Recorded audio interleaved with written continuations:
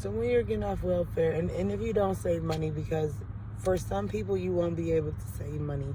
It is, excuse me, illegal to save any amount of money if you're receiving Social Security or government assistance, paying your rent, public housing, Section 8.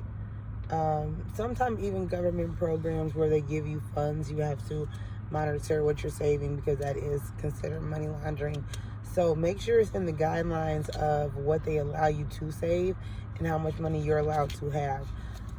Always have additional jobs on the standby, because when you're taking this journey of transitioning and people know your hand and they know what you're trying to do, they will throw curveballs in front of you, before you, so you won't elevate like you think you are or like you plan to do.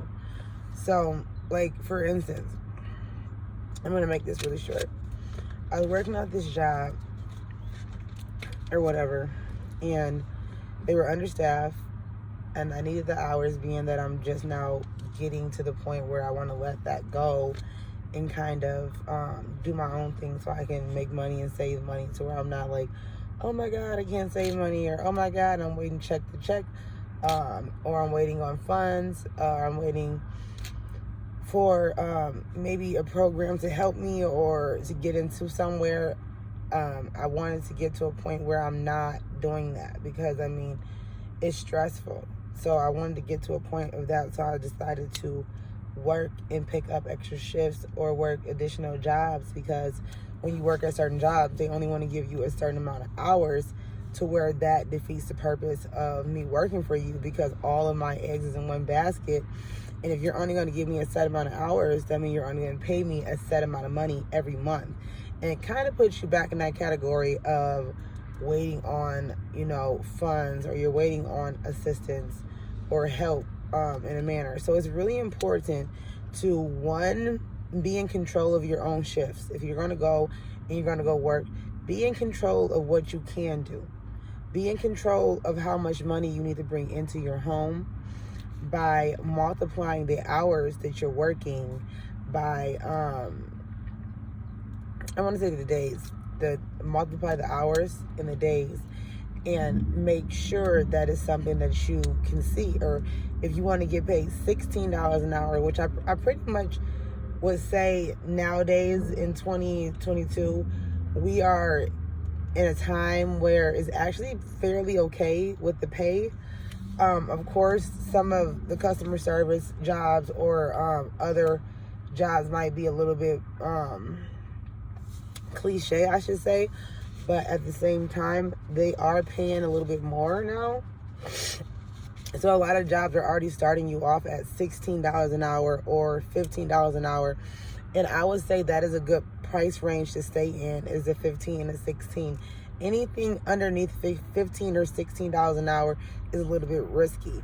Because one, you're going to have to put in additional hours to make what other people are making when they're making it easier for the 15 or the 16. You will have to work harder to get that outcome. So you want to shoot for the higher pay per hour.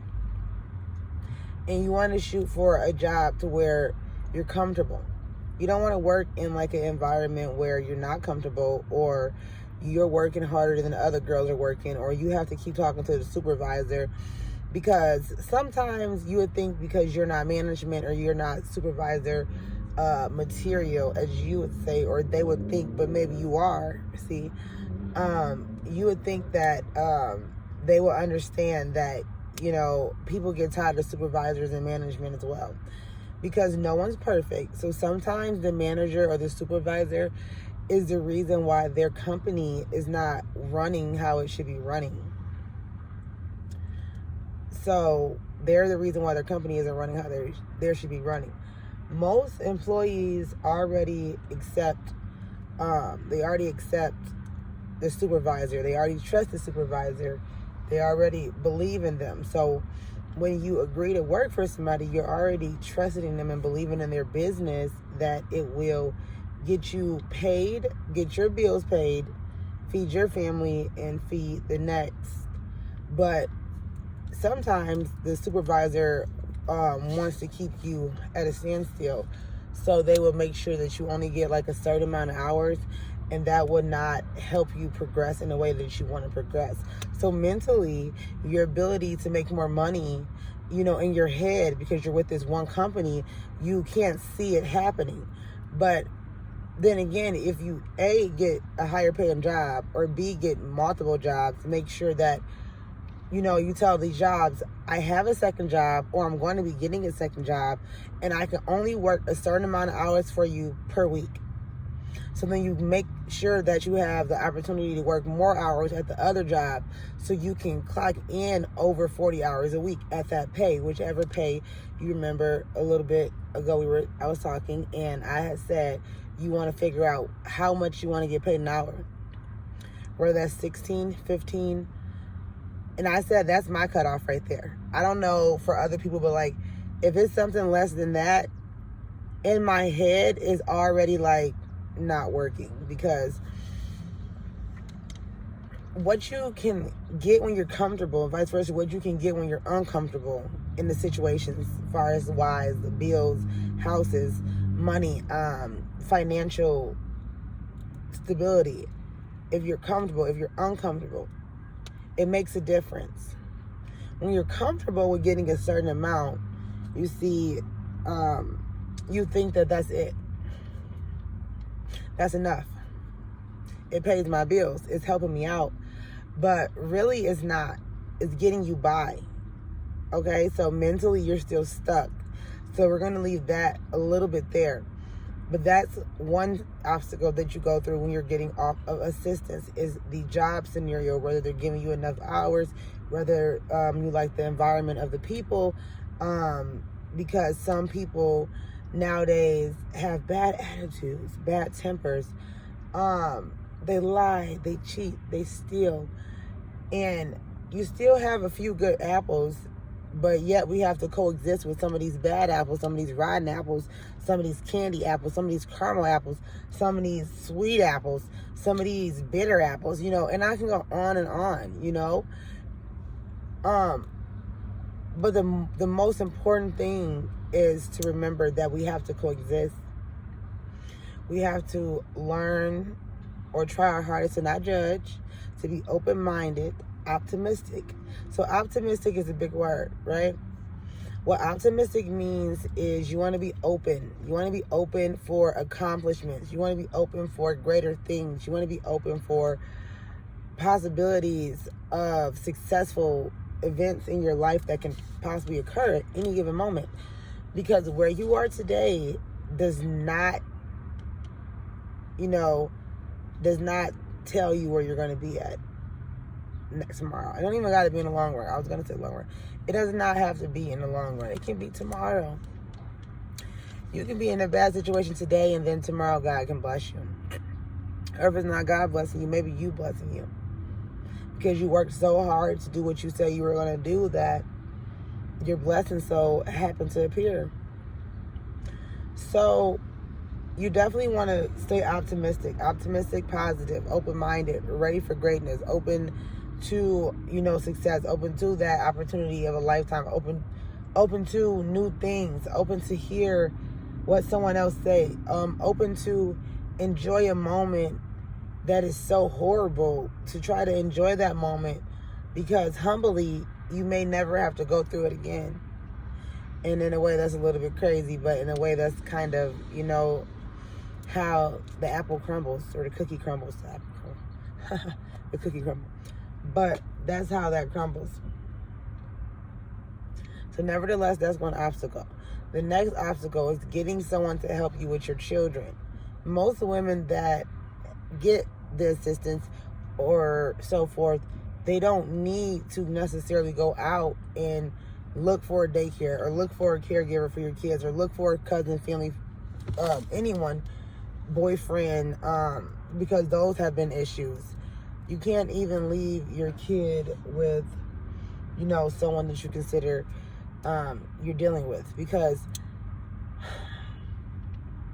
and that's a whole nother conversation for a whole nother day, but I'm just going to say that it can't happen. So you can't just leave the kiddos at home. You can't necessarily find a good daycare babysitter that's not going to charge you $400 a week or more, which you're working doubles and triples to pay for daycare.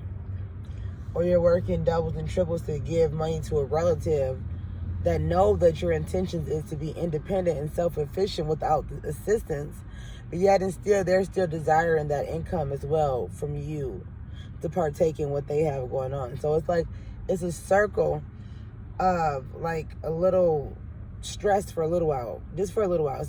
It's almost like, oh my God, it's this, and that. Well, be patient because you're still learning. You're still learning and you're still figuring it out. And nothing that's easy gonna come. Nothing that's good in life will come easy. Nothing that's good in life will come easy. So you remember that. You're crying, you're sweating, you're breaking down. You're learning. You're progressing.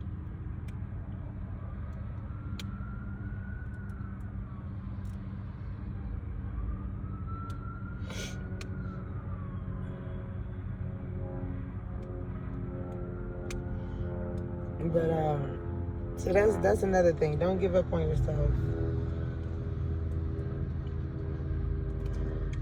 I hate when I'm in my car and I'm recording, or when I'm in my car doing something and someone comes and pull right up on me instead of parking somewhere else where there's so many parking spots. And the only one that you desire is the one by me. It happens every time. So anywho, sorry I'm not looking that nice today, you guys, but we're going to get some of these videos up. It's going to be video after video after video.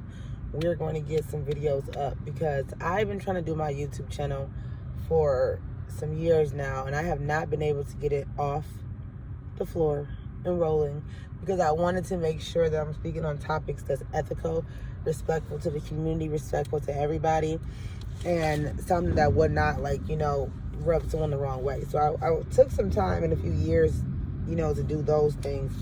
But I do have a few old videos and a few things or what so forth that I can still kind of talk about or whatever it wouldn't be too character damaging, or I don't have to put no names on it. So I'm going to always be respectful to every human being, because regardless if I did something wrong, I would want somebody to see the good in that situation. I would want them to understand that I'm learning, I might not know, and I just need a little bit more time. Don't hate me too much, because guess what? My intentions probably was not as bad as you thought. Yes, I might have lagged there. Maybe I wanted more. Maybe I didn't even want to jump off the front porch. But the fact that you're even a topic means that you're doing something right. And that's better than being like a mute or a car booty or someone that, just doesn't even give a care about life or what someone else has to say. I don't want to learn. I don't care. It doesn't matter. Life's too short. At least you're open-minded. So we're going to wrap this video up because it's going to be probably a little bit long. It's looking like it's going to be a little bit long. So the money situation, the jobs, the supervisors, the support, and the healthcare. We're going to talk about healthcare too. I end up going to the ER to get a bump pulled off the back of my ear. I'm going to show you guys. See that? It's getting better now, but I might add a picture in of what it really looked like originally. It was huge. And I had got that on the back of my ear when I was younger, and I had allowed one of my friends that used to just make me do dumb stuff because I was always like that wild kid. It's like, oh yeah, I'll do it, and yeah, let's go, let's do it, kind of like a send off, and kind of send myself off too, because it's like I did not know better at all, but at the same time, consciously, you know better. So I don't care how old you are, consciously, it goes across your mind, should I do, should I not do? And a lot of people and a lot of kids, we rely on instants. Like, instantly, I want to know an answer right now. So if I don't know an answer, I want to do the wrong thing first. And that's not really what you want to do. Always do right first. Always do right. And if you have to think about doing right and wrong, then don't do neither. Don't do neither. Don't do the righteous thing and don't do the wrong thing. Just don't do nothing. Because later on, you will look back and you will either hate yourself for the decision you made, or you will love yourself for the decision that you made. So it's really important to make sure when you're living past a certain age, you know, that you're living in a good way. You're living making decisions based on ethical things and realistic consequences. Because anything that you do in this world, there's going to be a road to destruction and a road to greatness. So you definitely want to stay on that right path and not, you know, take any detours. Excuse me. Because we already all have to do some healing and some working and some soul searching and some asking for forgiveness for the burdens that we put before God, that we should have all known better to do as we live in this world of sin. The last thing you want to do is keep building up that ticket. You want to clear it out. So when you do get to the gates, you'll be more ready and you'll be more prepared on actually, you know, getting a fair chance to speak your piece, and hopefully it's genuine. So, yeah, basically that's what I had to talk about, you guys. It's the medical bills. You want to make sure to have some type of insurance when you're getting off of welfare. Because, I mean, it's a lot of single moms that get the shame talk about being on welfare or accepting this or needing that, or, you know, being broke, struggling, not having it, falling short. While others sit and brag about the things that they're getting and talk about you, even though you never said one word about it because you were humble. So in those moments, you have to remember that everybody is not the same, but some people just need a little bit of humble pie. They need a little bit of humble pie. When they get into them situations that you've been into, they will understand exactly why you were like how you were, why you handled a certain situation, how you handled it. But the medical bills was a big one. Like I said, I went to the emergency room, you guys, and I had them take the thing off my ear and all this craziness. So they cut my ear off. They gave me some super shots with needles and all that bull crap to numb it all up, which I handled it really well. I was just like sitting there like, and they were like, "You ready?" And I was like, and like, so everything was fine. I'm gonna have to stop my video and start it back up, you guys. I'm sorry. I have somebody just pull up by me and being very irritating, so I'm gonna call back. Not call back, but I'm gonna come back in 5 minutes.